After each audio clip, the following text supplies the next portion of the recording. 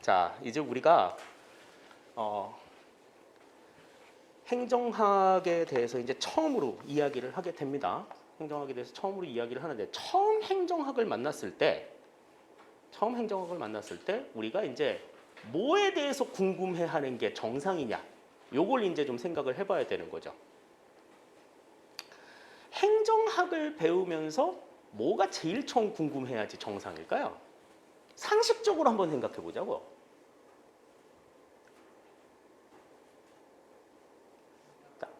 그렇죠. 행정이 뭔지를 알아야지. 행정이 뭔지를 알아야 돼. 자, 그래서 처음으로 등장하는 내용은 행정의 정의입니다.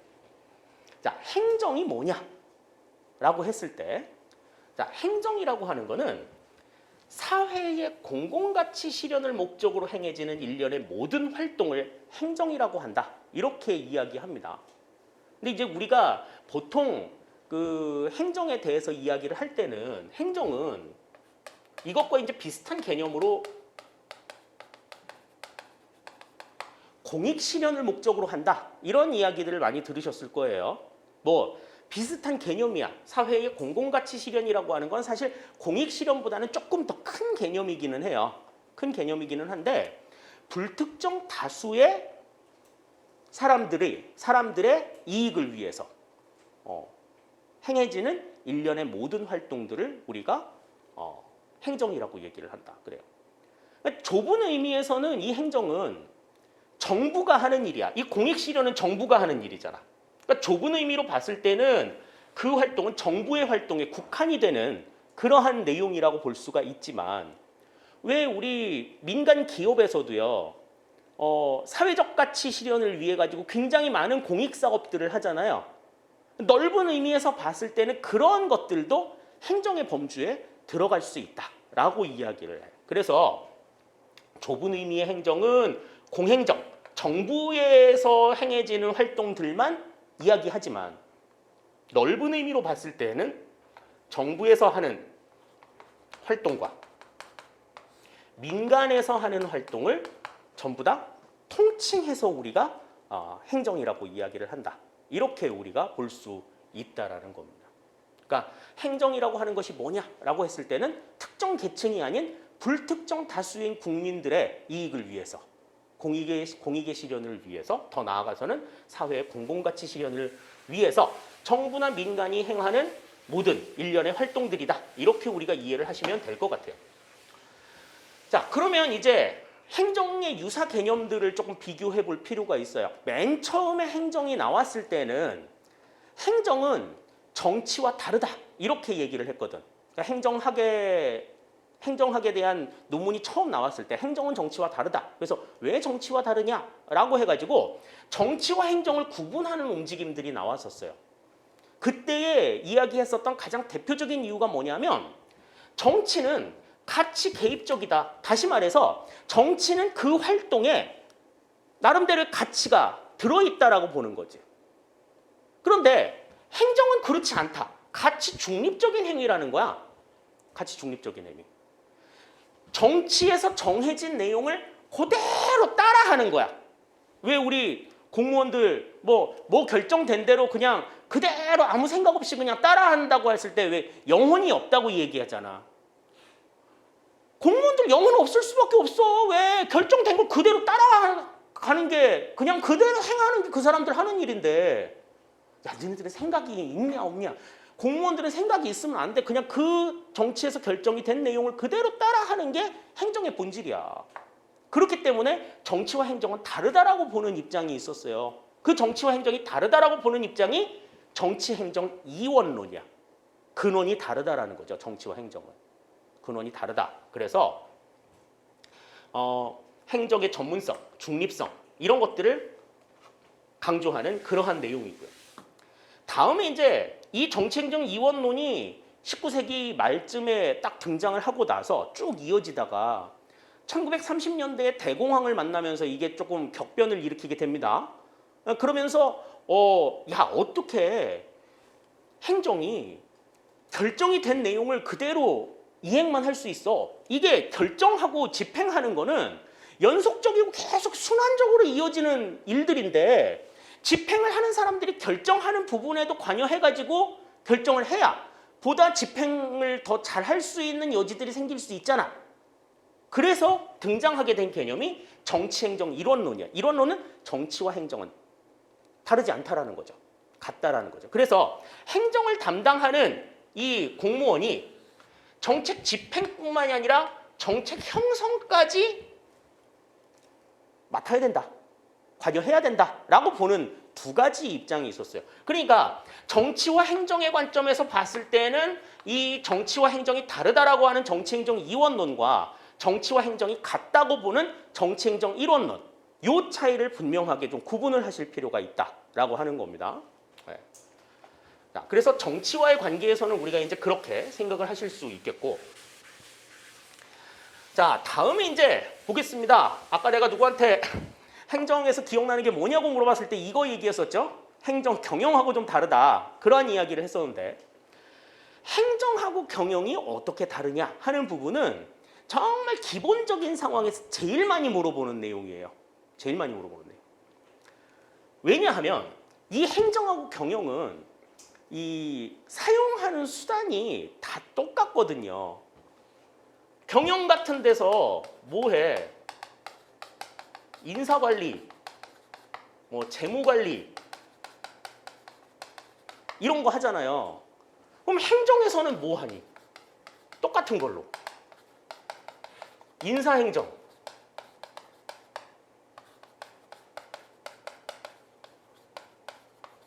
재무행정. 끝에 이름만 다를 뿐이지 똑같은 일들을 한단 말이야. 행정이라는 이름만 붙어있지 앞에 내용들은 다 똑같잖아요. 그러니까 사용하는 도구가 똑같은 거지. 그럼 그 똑같은 도구를 가지고 뭘 하느냐 하는 거야. 뭘 하느냐. 그 똑같은 도구를 가지고 일을 하지만 일단 목적이 달라. 행정은 아까도 말했지만 사회 공공가치 실현이 목적이지만 경영 같은 경우에는요. 이윤을 창출하는 게 목적이야. 돈을 벌어야 돼. 그러니까 이윤이 1도 안 생긴다. 그러면 경영에서는 해, 안 해? 안 해. 하지만 행정에서는, 행정의 입장에서는 국민들에게 정말 필요한 거야 라고 하면은 손해를 보더라도 한단 말이지. 그게 이제 큰 차이예요. 두 번째, 주체는 누구야? 행정의 주체는 정부고 경영의 주체는 기업인 거죠. 근데 정부는 한 국가 안에 두 개의 정부가 존재할 수 있어? 물론 뭐 중앙정부, 지방정부 뭐 그런 거 말고 응? 대통령이 2명 있을 수 한 하늘 아래 두 개의 태양이 있을 수는 없듯이 한 국가 안에 2명의 대통령, 둘의 정부는 존재할 수 없단 말이지. 그래서 정부는 항상 단독이야. 근데 기업은 같은 업종에 종사하는 기업이 여러 개가 나올 수 있지. 다수가 있을 수 있죠. 그러니까 다수의 개수를 가지고 있는 경영의 경우에는 경쟁을 피할 수가 없어. 그런데 단독으로 있는 정부는 경쟁이 돼, 안 돼? 경쟁이 성립이 되지 않는단 말이지.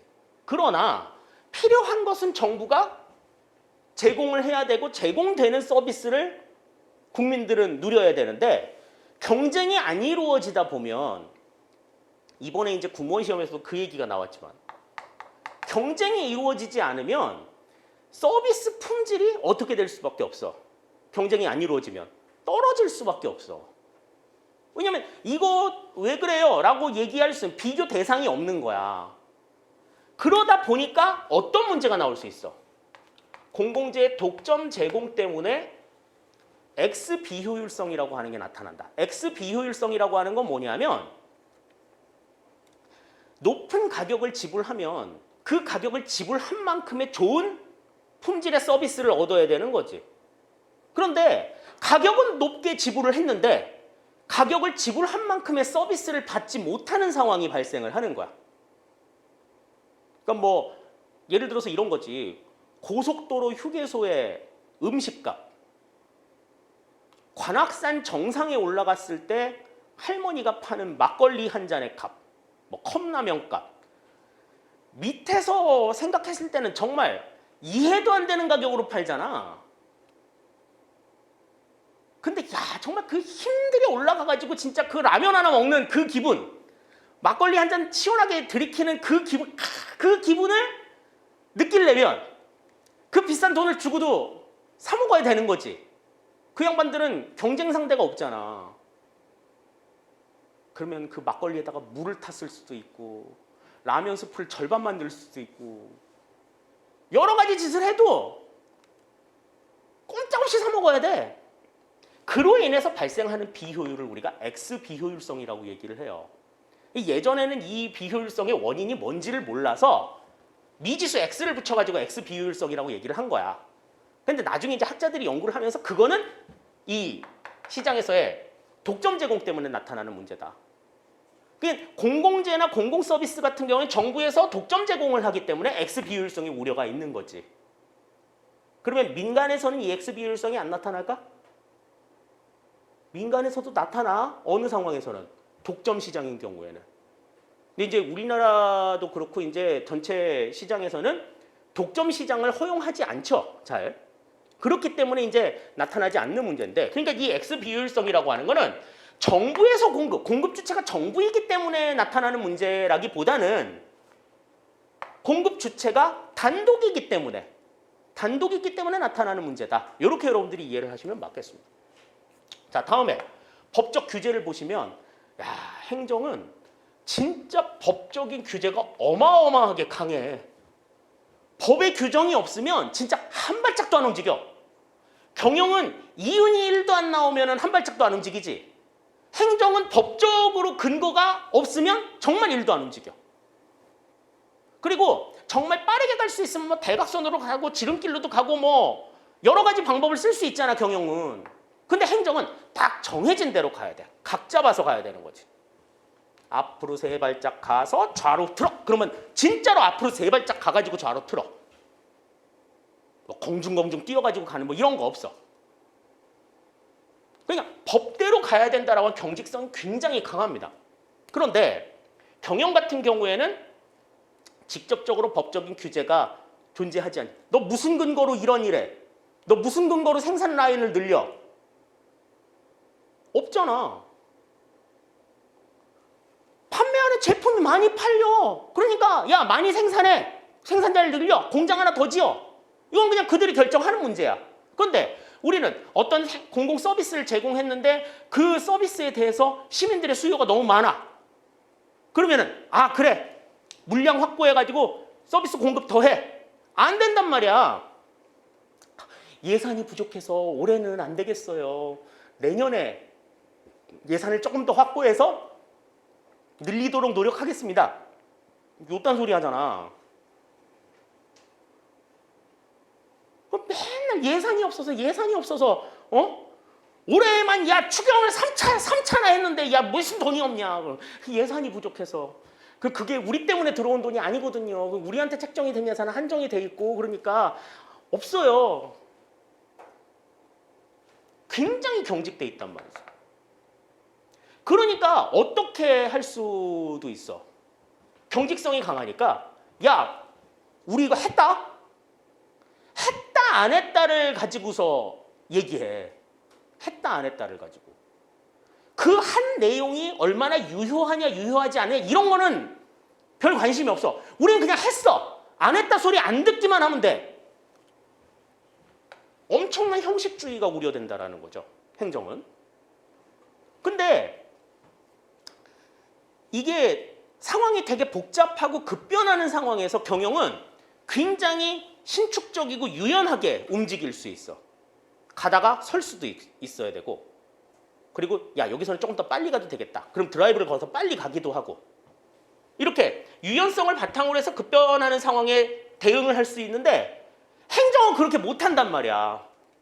여기서는 좀 천천히 가야 될 것 같은데 그런데 이제 법 규정 여기서는 쓰라는 규정이 없어. 그러면 그냥 무조건 가야 되는 거지. 그러면 깨굴청에 빠지는 배랑박에 박든 뭐 이거는 다음 문제야. 이거는 나는 그냥 하라는 대로 했어요. 그러면은 책임도 없어. 그냥 무조건 들이박는 거지. 자, 다음에 이제 환경적인 요소를 보시면 법과 정치적인 환경이 굉장히 좀 강하죠. 그리고 시민단체, 언론, 여론의 영향들이 있는데 경영 같은 경우에는 시민단체, 언론, 여론의 영향이 가장 절대적이다. 그러니까 이거는 어디에서 나오는 영향이에요? 시장의 반응이지. 이 시장의 반응에 굉장히 경영은 민감하다. 하지만 행정이라고 하는 건 물론 여론의 영향들도 중요하지만 법과 정치적인 환경의 영향을 굉장히 크게 받는다라고 하는 것이 굉장히 큰 차이점이다. 그러니까 행정과 경영의 차이점을 놓고 봤을 때는 가장 일단 놓고 봐야 될 거는 목적이야, 목적. 똑같은 도구를 사용하지만 목적이 다른 거야. 그걸 통해서 이루고자 하는 목적이 다르다. 이 내용만 설명하실 수 있으면 행정과 경영의 차이점에 대해서는 그래? 알고 있네. 요 정도 얘기 들으실 수 있어요. 자, 그러면 이제 행정의 주체에 대해서 봅시다. 자, 국가에 대한 내용들을 보시면 맨 처음에 국가는 자유방임주의를 근간으로 한 야경국가였지. Let it be. 불어로 laissez-faire. 그래서 냅둬라 그거야. 국가 너네들은 국민들이 자유롭게 행동할 수 있도록 냅둬. 그냥 타치하지 마. 그냥 벌어들인 재산을 함부로 도둑맞지 않도록 경비만 잘 서. 이런 정도에 그쳤었던 거죠. 그래서 이제 등장하게 된 게 자본주의 경제체제잖아요.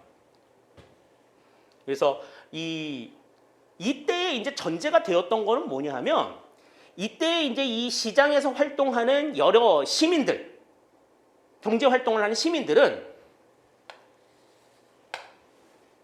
요게 전제였어. 교양과 재산을 갖춘 시민들이 경제 활동을 하는 거니까 상식선에서 움직이겠지. 인간 일일이 잔소리하지 마. 이거야.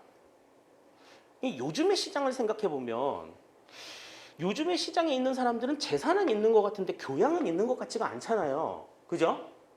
그러니까 이 교양 문제 때문에 국가가 나서는 것들이 생길 수 있는 거지. 교양이 있는 사람은 자기의 이익이 중요한 만큼 다른 사람의 이익도 중요하다고 생각해. 근데 이 교양머리가 없는 사람들은 다른 사람들이 어떻게 되든지는 상관없어. 나만 손해 안 보면 그만이고 나만 이익만 보면 돼. 여러분들이 혹시라도 만약에 어떤 일을 하다가 그런 생각이 들었다. 나만 아니면 돼. 나만 손해 안 보면 되고 나만 이익 보면 돼. 그런 생각이 들었다. 그러면은 나중에라도 정신 차리셨을 때 그래 내가 교양머리가 없구나. 이렇게 생각하시면 딱 맞아요. 지금 이제 뭐 이따가 보수주의, 진보주의에 대해서도 설명할 때 얘기를 하겠습니다만은 보수주의에서는 이 자유를 굉장히 강조하지. 근데 그 자유를 강조하는 그 자유를 보장했을 때의 전제가 교양을 갖춰야 돼, 시민들이. 근데 그 자유를 강조하는 사람들을 한번 보세요. 그 사람들에게 교양이 있는지. 난 좀 없어 보이거든. 자기들은 또 교양이 있다고 생각하니까 문제인 거야. 그런 데는 또 답이 없어. 나는 공부를 하나도 안 하는데 됐다 열심히 한다고 생각해. 진짜로. 그런 애들은 공부해. 너 왜 공부를 안 하니? 그러면 잔소리로밖에 안 들리는 거지. 정말 답이 없거든요. 교양머리가 없는데 없으면서 자기가 교양이 있다고 생각하는 사람들은 너 왜 이렇게 교양이 없어라고 얘기하면은 답이 없는 거야. 이 자본주의 경제체제를 정말 그 본래의 의미를 훼손하지 않는 상황에서 정말 그 잘 활용을 하려면 그 안에서 경제 활동을 하는 사람들이 교양머리가 있어야 돼, 교양머리가. 여기에서 이제 그걸 생각해 두셔야 되고요. 자, 그런데 이제 현대에 들어와 가지고 자본주의가 막 발달을 했는데 자본주의가 발달할 때의 전제는 그거였어. 모든 경제 문제는 시장에서 해결되니까 시장 원리에 내 맡겨라. 국가는 아무것도 하지 말아라. 그거였는데 시장에서 해결이 되지 못하는 문제들이 생기더라고. 그게 이제 시장 실패의 문제죠. 빈곤이나 뭐 양극화나 이런 문제를 시장에서 해결을 해주지 못하더라는 거지. 그러니까 어떻게 해야 돼? 행정 기능이 이 전반적으로 국가의 국민들의 삶을 만져줄 수 있어야 된다라고 하는 것이 강조가 되기 시작한 게 이제 현대의 행정국가예요. 그래서 이제 등장하게 되는 것이 복지국가와 발전국가의 개념인 거죠. 그래서 이 복지국가에서는 이제 뭐를 얘기해? 모든 국민들의 최소한의 삶을 보장한다. 적어도 이 나라의 국민이라고 하면 이 나라의 국민으로서 굶어 죽지는 않도록 최소한의 삶을 보장해 줄 수 있어야 된다, 국가가. 근데 앞서서 이야기했던 자유주의, 자본주의 경제체제 같은 경우에는 그냥 자기 능력대로 벌어먹고 사는 거지. 능력이 없으면 굶어 죽어야지. 뭐 이렇게 생각할 수도 있는 상황이라는 거지. 그러니까 과거의 근대 시대의 정부의 개념과 오늘날의 정부의 개념은 이렇게 차이가 있다라고 하는 걸 생각하실 필요가 있어요. 자, 그래서 이제 정부에 대한 개념으로 보수주의 정부관과 진보주의 정부관이 있습니다. 그러니까 이 보수주의와 진보주의 이제 두 개를 놓고 나면은 이제 여러분들은 되게 이제 좀 양분법으로 생각을 많이 하실 거예요. 사실 뭐 이해하는 것도 양분법으로 이해를 하는 게 맞기는 한데, 자, 우선 보시죠. 보수주의 정부관은 얘네들이 주장하는 건 뭐야? 자유를 강조하는 거야. 자유롭게 생활할 수 있도록, 시장 경제할 수 있도록 내버려둬라. 국가는 빠져라, 이거지. 국가의 간섭 받기 싫어. 나는 내 마음대로 하고 싶어. 내가 하고 싶은 대로 하고 싶어. 그러니까 국가가 나를 옥죄는 게 싫은 거지. 그러니까 뭐를 강조해? 정부로부터의 자유를 강조하는 거야. 정부로부터의 자유. 정부로부터의 자유를 강조해서 하고 싶은 거 하고 하기 싫은 거 안 할 수 있는 그런 자유를 누리고 싶다 하는 게 보수주의 정부관의 개념인 거죠. 그래서 이 보수주의 정부관은 근본적으로 정부를 불신해. 정부 너네들 뭐 필요 있어. 다 필요 없어. 그래서 시장에 정부가 개입하는 것도 반대하는 그런 입장들을 가지고 있지. 능력에 따라 가지고 벌어먹는 걸 정당하다고 생각하기 때문에 어떻게? 뭐 소외계층이라든지 취약계층들에게 뭐 무상으로 지원해 주는 거, 이거 아주 결사반대하잖아, 이 사람들. 그런 입장들인 거죠. 그래서 자유를 강조하고 이 사람들은 분배보다는 성장을 강조하는 그런 입장들을 가지고 있어, 보수주의 정부는. 근데 이제 진보주의는 반대죠. 진보주의는 정부에 의한 자유야. 하고 싶은 거를 못 하다가 정부 때문에, 정부 덕분에 할 수 있게 되는 거지. 그러니까 정부가 도와줘야지만 뭔가를 할 수 있는 그런 입장들을 강조하는 거야. 그래서 이 사람들은 이 성장보다 분배에 더 관심이 많아. 배분적 정의를 강조하는 거죠. 시장의 잠재력을 인정하기도 하지만 시장이 100% 퍼펙트한 완벽한 존재는 아니다라는 거야. 시장에서 해결하지 못하는 문제는 정부가 해결할 수 있어야지. 그걸 위해서 적극적으로 정부가 움직여야 된다라고 하는 것을 강조하는 것이 진보주의 정부관의 특징이에요. 그러니까 소외 집단에 대한 정책 선호하고 또 시장에서 강자의 역할을 가지고 있는 사람들을 규제할 수도 있어야 된다라고 하는 것을 강조하는 것이 진보주의 정부관의 입장인 거지.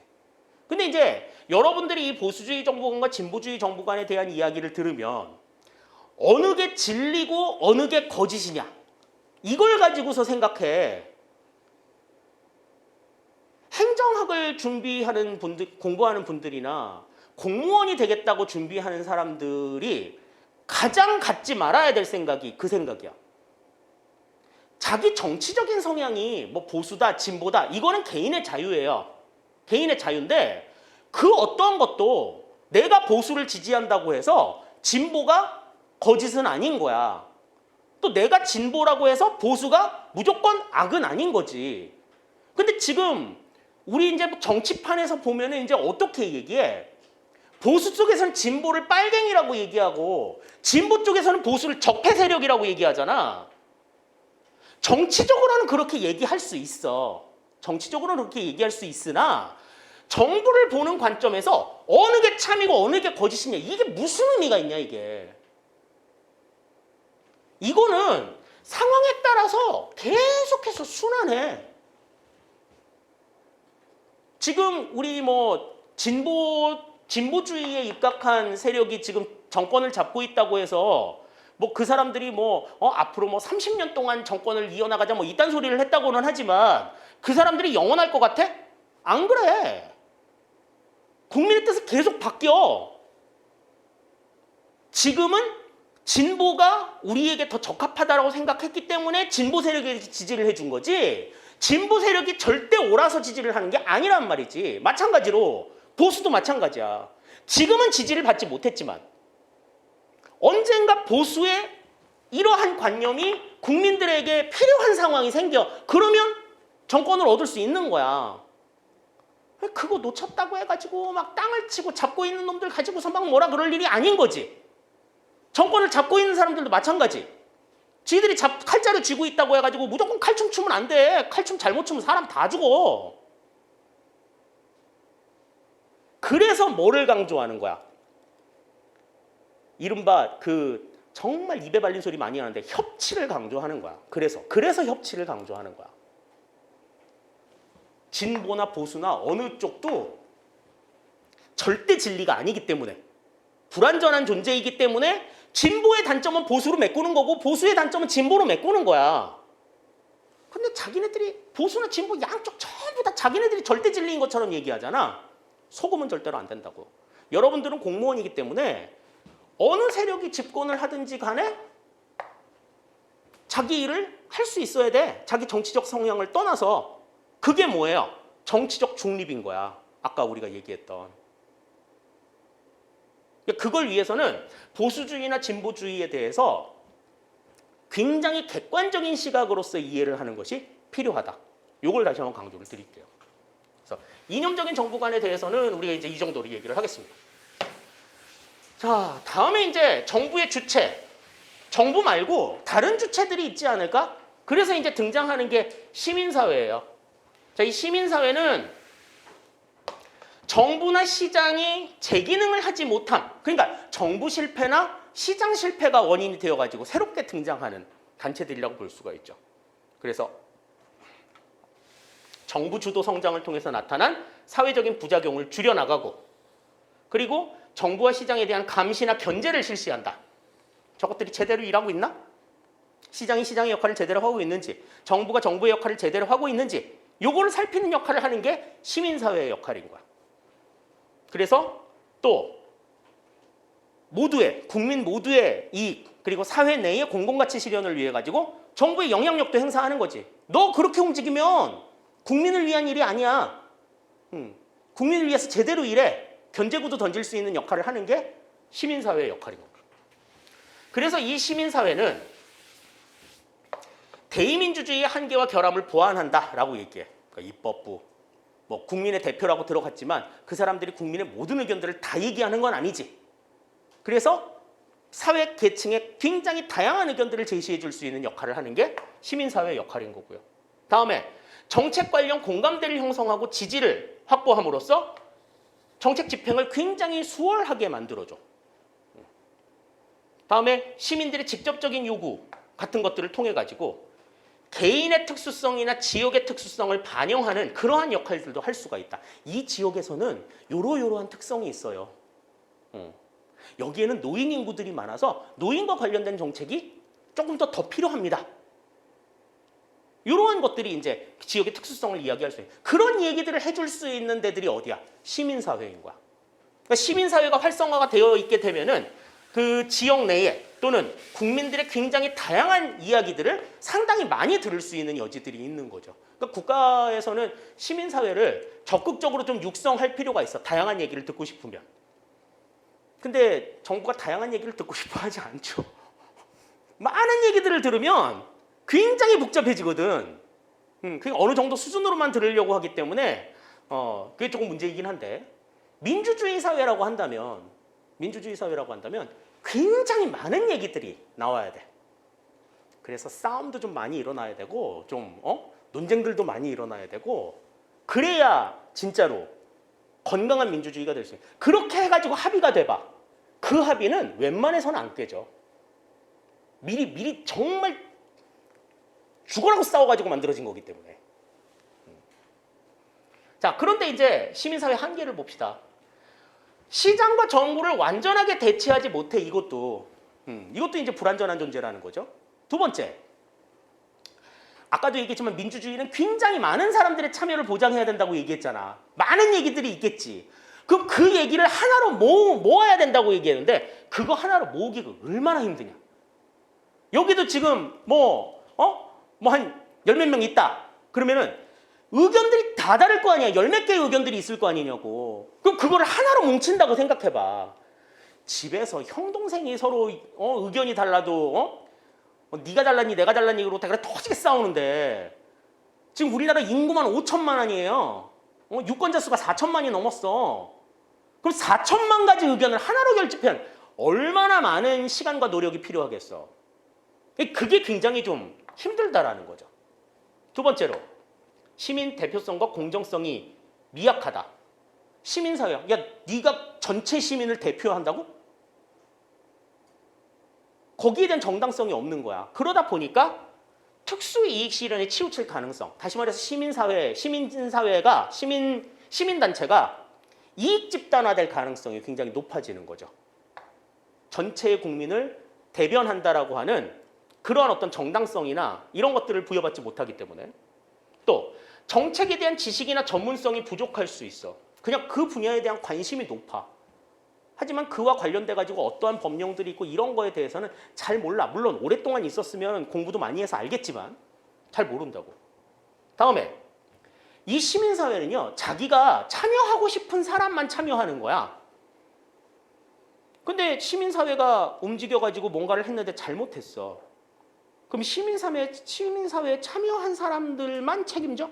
그건 아니잖아요. 잘못된 부분들에 대해서는 비참여한 사람들에게도 책임을 물어야 된다고. 책임이 돌아간다고. 야 나는 그거 하자고 얘기도 안 했는데 왜 내가 책임을 져야 돼? 이제 이렇게 얘기할 수 있는 상황들이 생기는 거죠. 이런 것들이 조금 난감한 상황이 될 수는 있어. 하지만 굉장히 다양한 의견을 들을 수 있다는 점에 있어서 이 시민사회는 상당히 조금 의의가 있다. 이렇게 볼 수가 있겠습니다. 자, 다음에 이제 시민사회와 조금 다른 개념으로 우리가 접근할 수 있는 게 비정부기구예요. 우리가 이제 NGO, Non-Governmental Organization이라고 얘기하는 비정부기구인데 이 비정부기구는요. 일단 정부 조직은 아니야. 정부 조직은 아니지만 정부가 해야 될 일을 하는 그러한 단체를 우리가 비정부 조직이라고 해요. 그러니까 정부 조직이 아니면서 정부 조직의 역할을 대신 수행하는 이 같은 기구를 우리가 비정부기구라고 이야기를 한다. 그래서 이거는 이제 일반적인 시민단체하고는 조금 구별을 해서 생각을 해줘야 되는 거죠. 그래서 회원 가입에 제한이 없고 비정파적이고 비영리적이고 자발적인 민간 조직이다. 우리 이제 그렇게 이야기를 합니다. 뭐 녹색연합이라든지 국경 없는 의사회라든지 이런 데들이 이제 대표적인 NGO 단체라고 볼 수가 있죠. 그래서 정부 조직의 특성을 보면 비정부성, 정부 조직이 아니야. 그렇다고 해서 민간 단체도 아니야. 비영리성, 영리 단체도 아니고 자발성, 자율성, 이익의 재배분성. 그 활동을 통해서 이익이 발생했다 그러면 그 이익을 그 단체의 활동 목적에 맞게 다시 투입하는 이러한 모습들을 특징으로 가지고 있다. 우리 이렇게 연관을 지을 수가 있겠습니다. 자, 다음에 이제 사회자본이라고 하는 게 있어요. 우리가 이제 사회적 자본이라고도 이야기를 하는 개념들이 있는데 이 사회적 자본, 사회자본이라고 이야기하는 거는 1차적으로 경제적 자본에 대응하는 개념이야. 경제적 자본이라고 하는 건 눈에 보이는 물리적인 자본인 거지. 돈, 동산과 부동산. 이게 이제 경제적 자본인데 사회적 자본은 그 경제적 자본에 맞서서 있는 개념인 거죠. 그래서 이게 있어야 어떤 조직들이 돌아가는 어떤 국가의 어떤 일들을 하는 데 있어서 훨씬 더 좀 힘이 좀 덜 드는 그러한 것들이 있어. 그러니까 구성원들 간의 예를 들어서 유대감, 신뢰, 또 협력 이런 것들은 눈에 보이지는 않지만 그 조직들을 움직이는 하나의 힘이지. 이런 것들이 이제 사회자본이라고 이야기를 하는 거죠. 그래서 경제적 자본에 이제 대응하는 개념으로 등장하는 내용들이 이 사회자본이다. 그래서 사회 자본의 특징을 이야기해라. 그러면은 일단 첫 번째, 이익이 배타적으로 소유가 되지 않고 공유가 된다. 어떤 사회적 자본을 통해 가지고 발생하는 이익은 누구의 소유물이 아니야. 모두를 위해서 나누어질 수 있는 거지. 왜 뭐 그런 얘기 하잖아. 기쁨은 나누면 배가 되고 슬픔은 나누면 뭐 반이 된다. 뭐 이런 이야기를 하잖아요. 이게 이제 사회적 자본의 가장 대표적인 상황인 거죠. 다음에 사회적 자본의 가장 큰 특징 중에 하나는 요 3번이야. 교환의 동시성과 등가성을 전제하지 않는다. 그러니까 이거지. A하고 B가 경제적인 자본을 교환한다 그러면 재화나 서비스를 얻고 거기에 대한 대가를 지불하지. 이게 즉시 이루어지는 거지.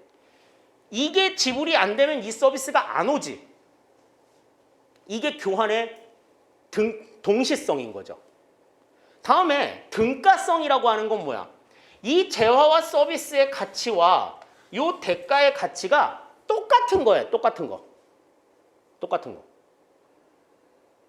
그러니까 왜 우리 그 결혼식 때 보면은 부모님들이 계속해서 뭐 여러분들은 이제 그런 경우는 없겠지만 그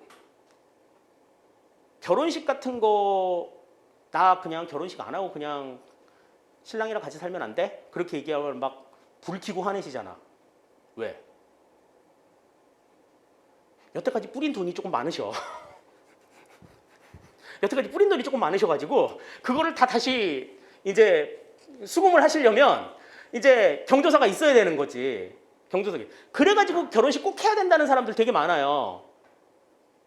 근데 그분들 보세요. 만약에 청첩장이 왔어. 청첩장이 오면은 내가 이 사람 결혼식 때 저 사람 우리 결혼식 때 이 사람이 얼마를 냈나? 요거를 보는 거지.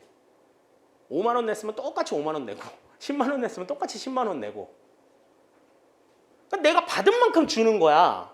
근데 신뢰나 협력 같은 사회적 자본은 그렇게 똑같은 가치가 아니어도 된다라는 거지.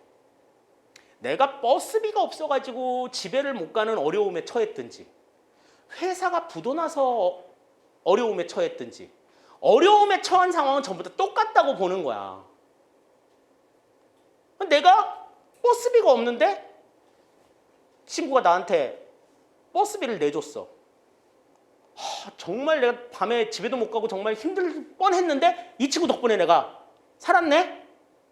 근데 이 친구가 회사 운영을 하다가 어려움에 처해가지고 되게 큰 돈이 필요하게 됐단 말이지. 근데 내가 저 친구한테 버스비를 도움받아가지고 내가 정말 어려움에 벗어났으니 내가 저 친구를 도와줘야지 라는 마음을 가지고서 다가가서 야 네가 그때 나한테 1250원 버스비를 대줬으니 나도 너에게 1250원 도와줄게. 말이 되냐 이게? 이게 아닌 거야. 어려움에 처해진 그 정도가 어느 정도이냐? 내가 받은 만큼만 주는 이런 게 아닌 거지. 정말 어려운데 그 사람이 나에게 숨통을 틔워줬어. 그건 정말 억만금보다도 더한 도움이잖아요. 그 값어치는 계량이 되지 않는 크기인 거지. 그렇기 때문에 교환의 동시성이나 등가성을 전제하지 않는 거야.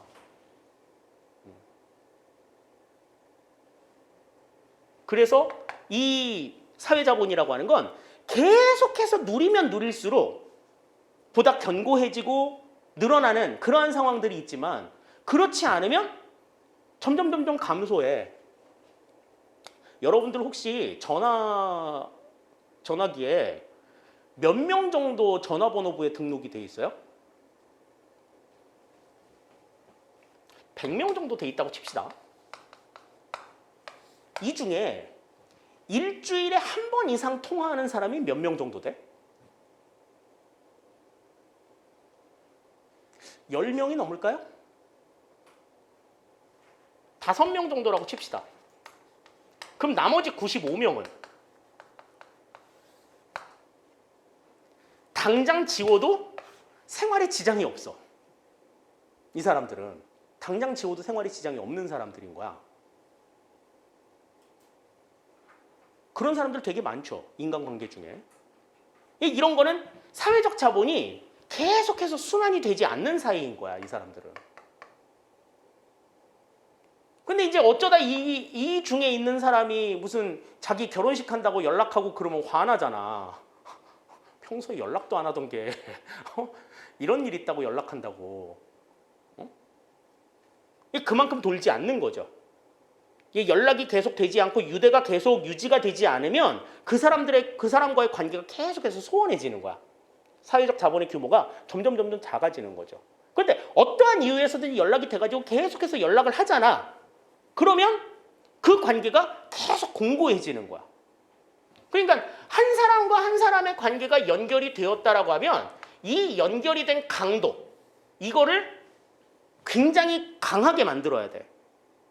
연락도 자주 하고, 뭐 심심하면 문자도 보내고, 뭐 이런 식으로 해가지고 계속 연락이 이루어져야 이건 강해지는 거지. 그렇지 않고 그냥 가만히 냅두잖아. 그러면은 그런 사람이 있었는지 없었는지 뭐 이런 기억도 없어. 이게 사회적 자본의 특성이에요. 다음에 사회적 자본은 내가 이 사람한테 어떤 도움을 줬다고 해서 내가 도움을 줄 수 있는 캐파가 줄지 않아. 무슨 얘기인지 아시겠어요? 그러니까 이것도 공공재의 성격을 가지고 있는 거고, 공공재의 성격에 대해서는 나중에 이제 우리가 이야기를 하겠습니다만은, 그렇게 이 경제적 자본하고는 조금 다른 그러한 굉장히 큰 특징을 가지고 있는 것이 사회자본이다라고 하는 걸 우리가 좀 이해를 해주실 필요가 있겠습니다. 그래서 뭐 사회자본의 순기능, 뭐 개인의 행동을 촉진한다, 가외성을 최소화한다, 조직의 혁신을 도모한다, 협력적 행태, 행동 효율성을 제고한다, 뭐 사회적 규범으로서의 역할을 한다라고 하는 것.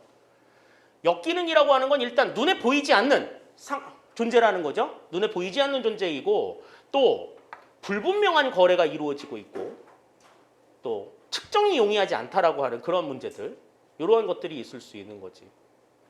그리고 이 사회 자본은 왜 그런 거 있잖아. 조직 내 분위기 같은 거. 나는 싫은데 전체 분위기에 따라 가지고 어쩔 수 없이 그렇게 되는 경우들이 있어. 가장 대표적인 게 이제 그거죠. 저 개인적으로 야구를 되게 좋아해서 야구를 좀 많이 보는 편인데, 어제부턴가 이제 관중들이 들어오기 시작했잖아요. 근데 이제 그 야구 관중들 중에 제일 이 좀 격렬한, 그 영국의 훌리건을 거의 방불케 하는 그 광적인 야구 팬들을 가지고 있는 곳이 이제 부산이야. 부산 사직구장에 가면요, 파울볼이 나왔을 때 파울볼을 누가 딱 잡았다, 어른이 파울볼을 잡았다 그러면은 주라! 그런데 애 주라는 거지. 그래가지고 어떤 얌체 같은 인간들은 지 애를 안고 가가지고 그 파울볼 잡은 사람한테 이렇게 애를 이렇게 들이밀어 달라는 거지. 근데 야구장 가보신 분들은 알지만 그 파울볼을 잡는다는 게 굉장히 드문 경험이에요. 굉장히 고귀한 경험이라고. 그럼 그 파울볼을 잡았으면 그걸 내가 가지고도 싶잖아. 근데 거기에 있는 3만 관중이 주라! 그래 막. 그러면 어쩔 수 없이 주게 되는 거야. 나는 주기 싫은데.